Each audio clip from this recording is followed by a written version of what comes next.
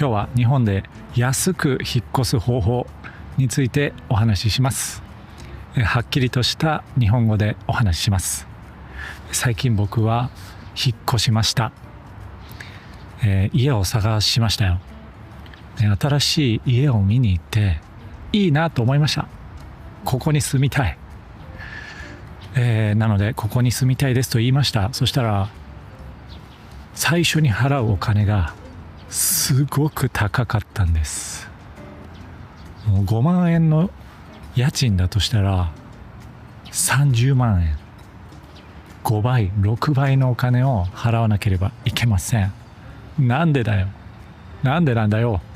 はい、いろんな疑問があります。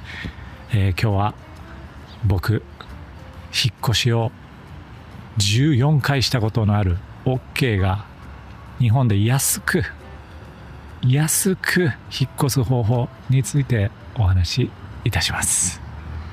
まず日本で賃貸を借りるときはもうネットで探します。その探すときの条件、どんな家を探すか、これがとても大事になってきます。今日は日本人が日本で賃貸を探す時の方法です。外国の人だともう少し難しくなると思います。なのでそこはご了承ください。で、最初、初期費用ですね。最初に払うお金がたくさんあります。まず礼金、ありがとうのお金、そして敷金、これはですね後で返ってくるお金です。あとですね、仲介手数料、これは不動産に払うお金です。家を貸す人と家を借りる人の間にいる人、仲介する人ですね、それが不動産です。そこに払う。そして保険も払います。火事が起きた時の保険とか災害があった時の保険です。まだまだありますよ。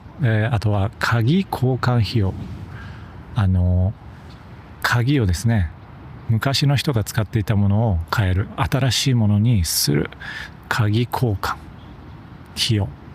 他にもね、害虫駆除、害虫、虫ですね、虫が入らないようにする薬を撒く、それもねお金がかかります。なので基本的に日本で、5万円の家を借りようとしたら4倍5倍6倍、20万25万30万ぐらいはかかります。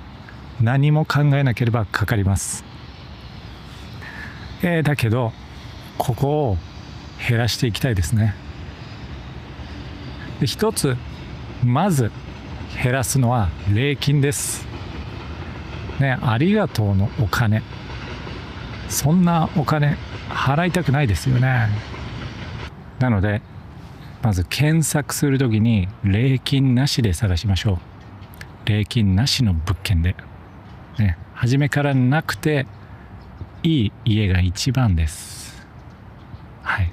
で、もしそれで探してなかったら礼金ありにして探しましょう。まずは自分の、探したい家の条件をたくさん入れていきます。あと一つ、フリーレントというものもあります。これは全部の家がやっているわけではないですね。時々しかないです。例えば1ヶ月分の家賃をなしにするよということです。4月に入るときに5月まで無料です。5万円いりません。そういうねものもあります。だからフリーレントと書いてあったらこれはかなりねラッキーな物件ではあります。はい。そして大事なことは探す時期です。不動産、家を探す時期です。これはね日本では3月4月が一番高いです。それはもちろんみんなが引っ越すからです。日本では4月から新しい年が始まります。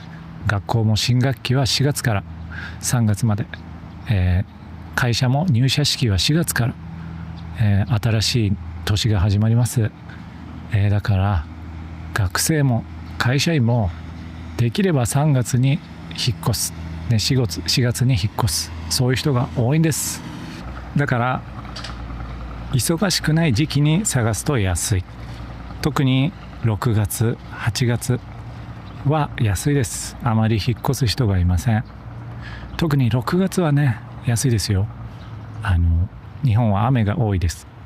梅雨の時期ですから、6月は安いと思います。ただね、めんどくさいかもしれません。雨の中引っ越さなければいけないからね、それは大変です。はい。そして次の安くする方法は交渉ですね。もう全ては交渉になってきます。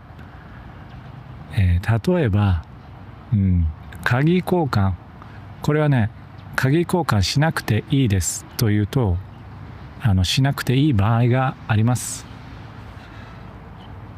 ただ安全はあまり良くないですね。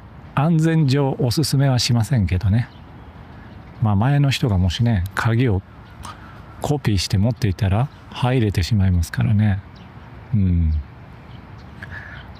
だから僕も昔は鍵交換はせずにいました。最近は仕方ない、交換するかと交換しています。で最近はね鍵交換の費用が1万7000円ぐらい、2万円ぐらいするんですよ。これ昔はね1万2000円とか、10年前は1万2000円とか1万円でした。でこれなぜかと聞きましたよ、不動産に。こんなに高いんですかって。そしたら最近は人件費が高くなっているからと言っていましたよ。人をね雇うのが高い、鍵を交換する人がいないから高いと言っていました。他にも、交渉できることはあります。それが害虫対策ですね。害虫の薬をまく。これなんかねプロの人がやるかと思いますよね。でも実は簡単に薬局で買った薬を巻くだけという場合もあるんです。ただスプレーでシューって巻いておしまい。はい、これで2万円です。そういう場合がありますから、それはね許せませんね。そんな楽してお金を稼ぐなんちゃ許せません。これも聞いた方がいいです。これ何をするんですか？どんなことをするんですか？ただ薬をまくだけじゃあやめてくださいと言って交渉することはできます。はい、そうですね。僕もですねこのようにいろんな安くする方法で実際に安くしました。昔、借りた家では礼金をなしにすることができましたよ。例えばですね、この交渉をするタイミングがとても重要です。不動産もビジネスですからタイミングは考えましょう。まずね、いいタイミングは自分がこの家を申し込みますというね、言って交渉する。もし礼金がなくなるんです。礼金がなくなるなら申し込みます。それは強いですよ。そうしたら不動産も申し込むのか、じゃあ僕にもお金が入るから家賃を交渉してみよう、家を貸す人大家さんに話してみよう、そう思うんです。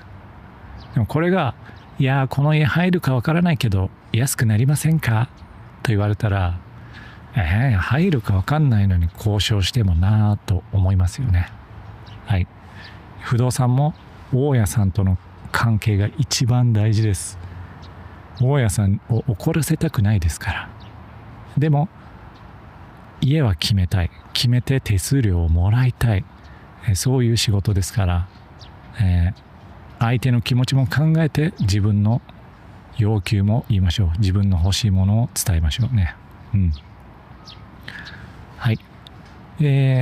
またね、フリーレントも交渉できますよ。フリーレントやってますかって聞くとね、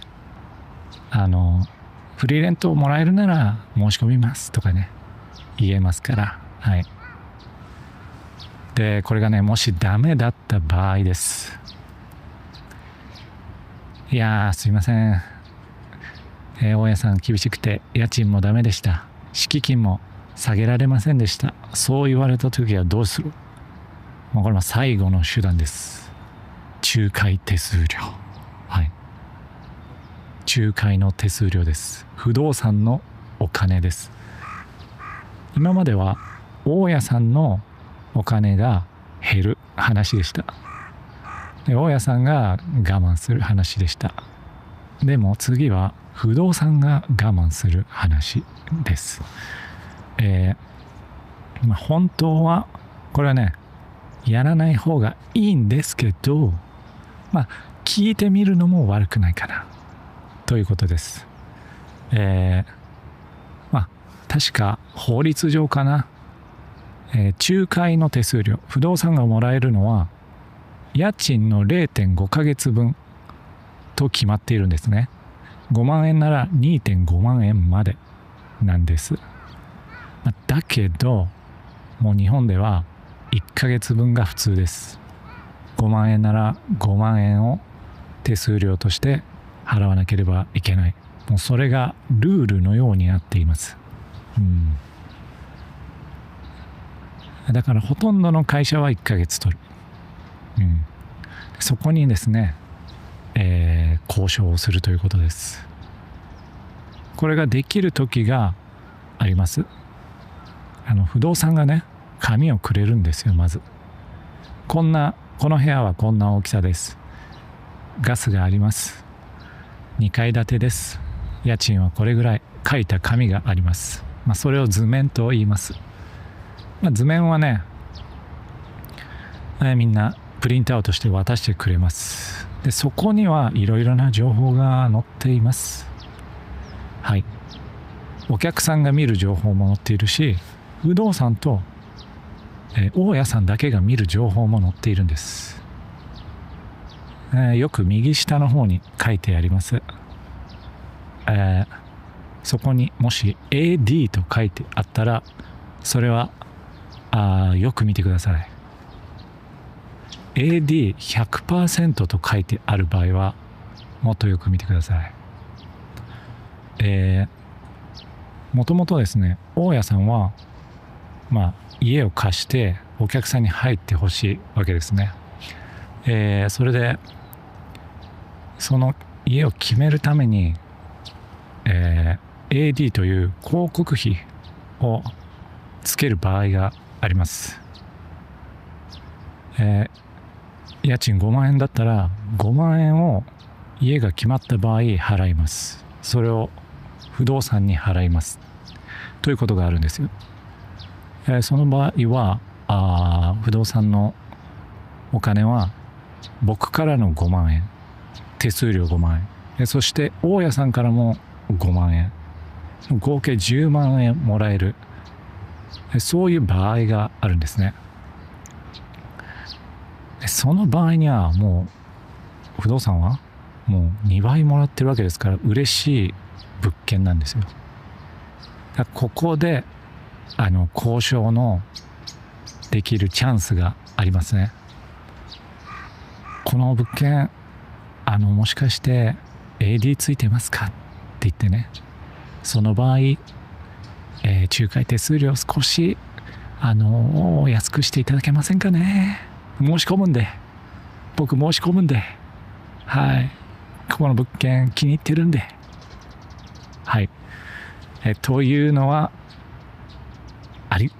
です、はい、ただ言い方とか言うタイミングを間違えると不動産もテンションは下がりますよ。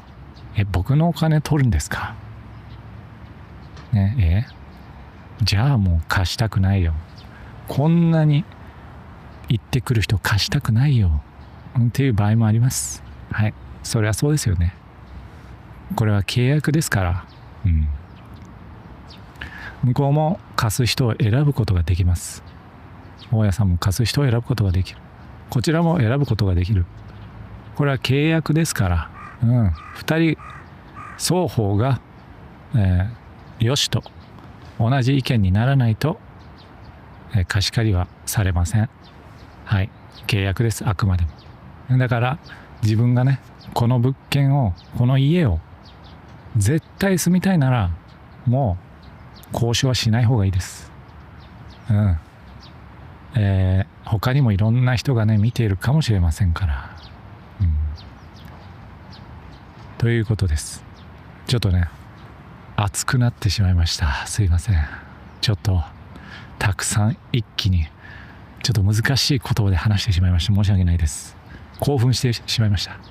はい、僕もねこの交渉をね今回引っ越しでしました。でもねダメでした。手強かったな今回の不動産は。全部言いました。僕は最初に家賃どうですかって言って申し込みますで申し込みました。そして審査をしますね。まずスクリーニングをしまして、で合格して、じゃあ次家賃交渉できるね。でも大家さんダメでしたと言われました。ただこれもね本当に大家さんに交渉したのか不動産が、それは分かりません。はい、分かりません。でももうそう言われたらそうですかと言うしかありませんね。だからそうですかじゃあと僕は仲介手数料はこれどうですか。 AD がついていますね。はい、ただこれね AD の時すいませんさっき言い忘れたんですけど言い方があります。僕不動産の知り合いがいて聞いたんですけどこれ仲介手数料安くなりませんか。それぐらいの言い方がいいかもしれません。あまり詳しいと怪しいですからね。これ AD100% ついてますよね。ということは法律上 0.5 ヶ月分のものをあなたは両手取りしてますよね。2ヶ月分も取ってますよね。これそんな商売でいいんですか。はい、下げてください。私契約しますから、ね、そんな風に言うとそんなやつと契約したくないですよね。そんな怖いやつと後から文句多そうじゃないですか。いろいろ言ってきそうですよね。クレーマーじゃないかなこいつとか思われるから、あくまでね笑顔で仲介手数料安くなりませんかねっていうのがおすすめです。はい、ただ今回は僕は失敗しました。でその時の相手のセリフはですね、そうなっちゃうともうちょっと貸せませんねということです。はい、ちょっと違うところで探してもらった方がいいかもしれませんねと言われました。これはもう不動産の最強のカードです。一番強い手ですよ。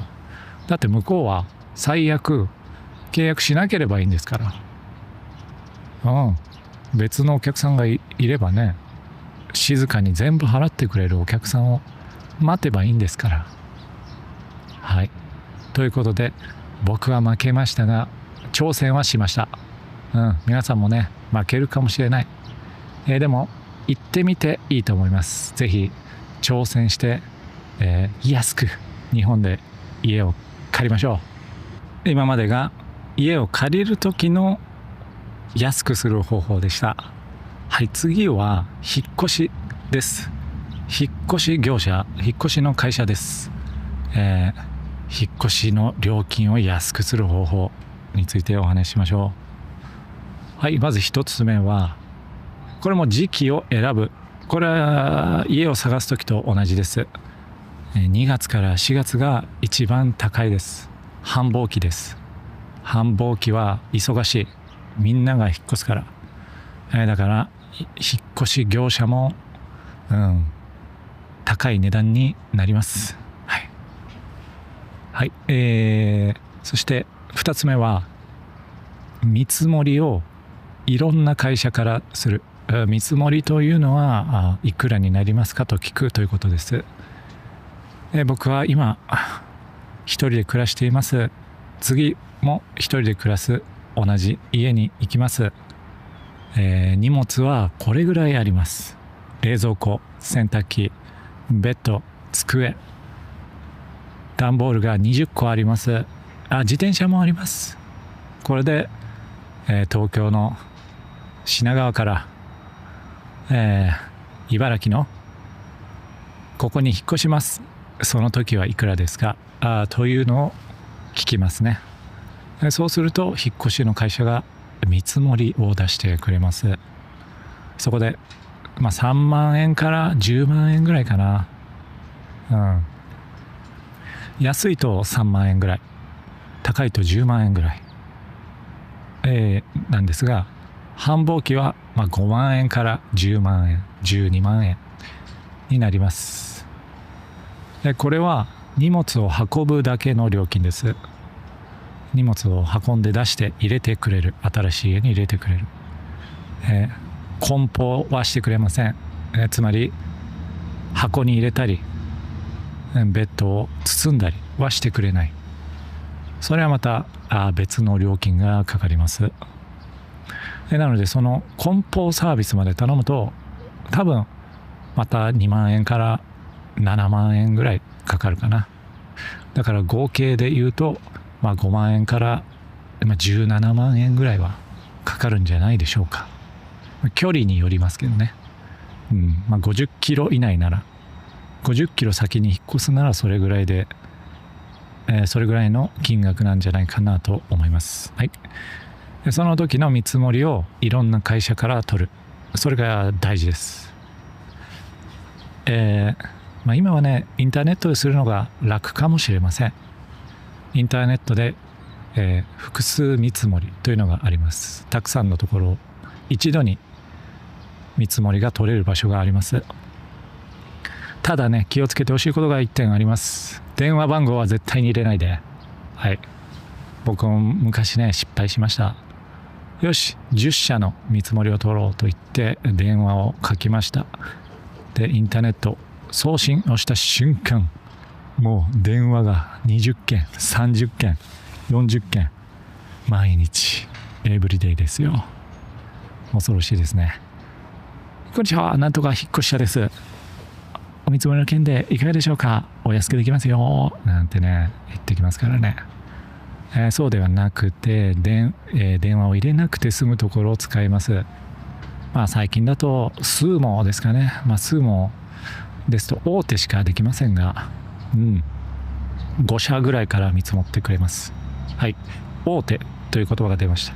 つまり大きな会社ですね。日本には有名な会社がたくさんあります。引っ越しの堺、アーク、アート、アリサンマーク、聞いたことがあるかもしれません。これはね、大きな会社で大体の人が知っています。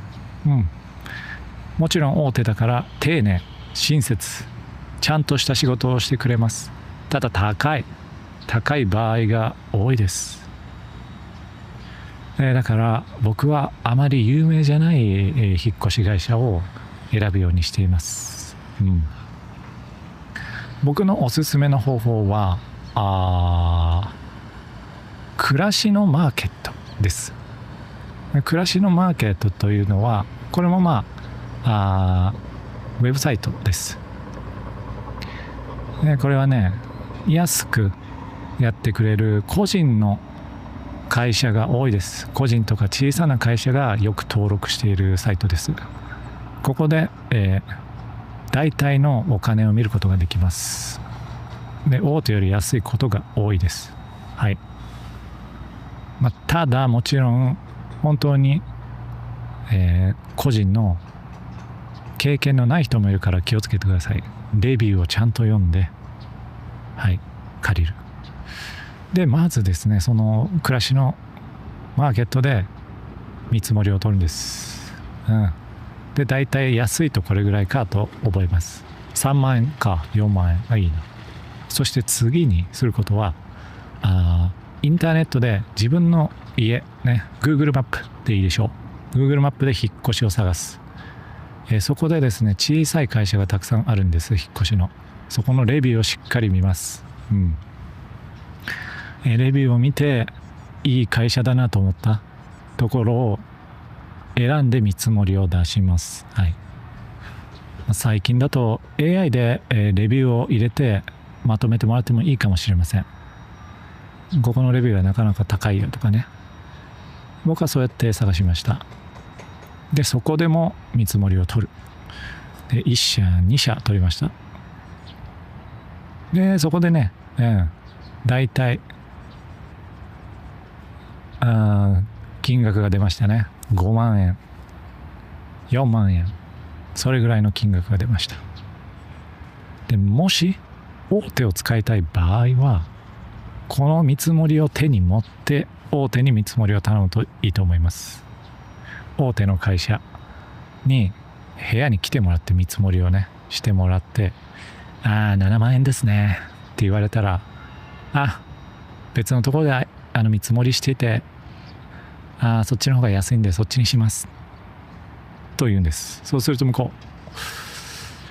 う本当ですかと言われますね。だからもうじゃあもうちょっと安くするんで電話しますって言ってね、その大手の人が会社に電話して、じゃあこの金額で6万円でどうですかとかね言ってくるので、あとは自分で考えて、大手で6万円ならいいか、安心だし安めになったし頼もう、それでもいいです。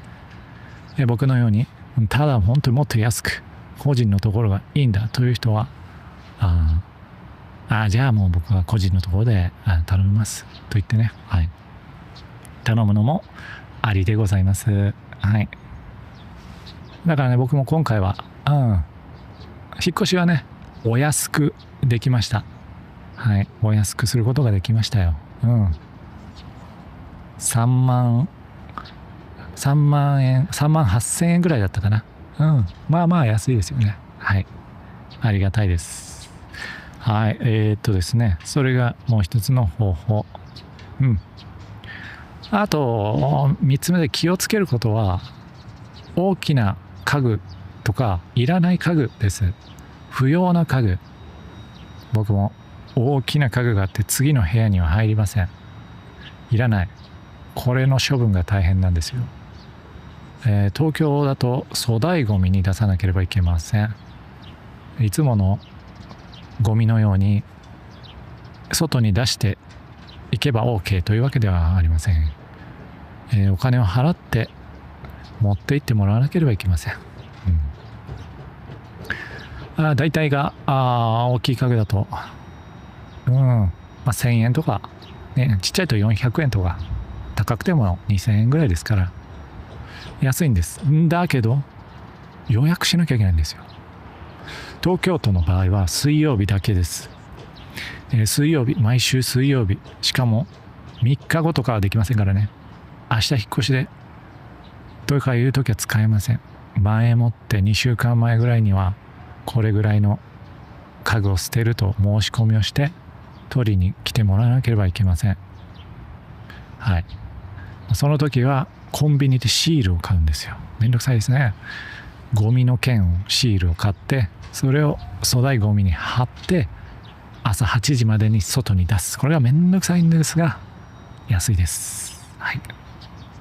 そうやってしっかり不要品を処分しましょう。もし処分してないと引っ越し業者に高いお金を払うことになります。引っ越しの人もね、物捨てるのめんどくさいからね、それはお金取りますよ。5000円とか1万円とか取られるかもしれませんから気をつけてくださいね。以上が日本の引っ越しを安くする方法でした。このトピックはね、僕はたくさん勉強して何十年かけてたくさん勉強しましたから、嫌でしょうね。引っ越し業者や不動産からしたらこんなお客は嫌だと思います。皆さんの場合、外国人なのでもう少し選択肢はね少なくなるかもしれませんが、使える部分はあるのでね、ぜひ試してみてください。外国人の場合は UR の物件はいいかもしれません。 UR だと手数料だとか敷金とか礼金がねないものがたくさんですから、収入さえあれば借りられる場合が多いので、 UR だったら安く、引っ越すのにおすすめです。はい、じゃあ今日はありがとうございました。それではまた次のポッドキャストでお会いしましょう。さよなら。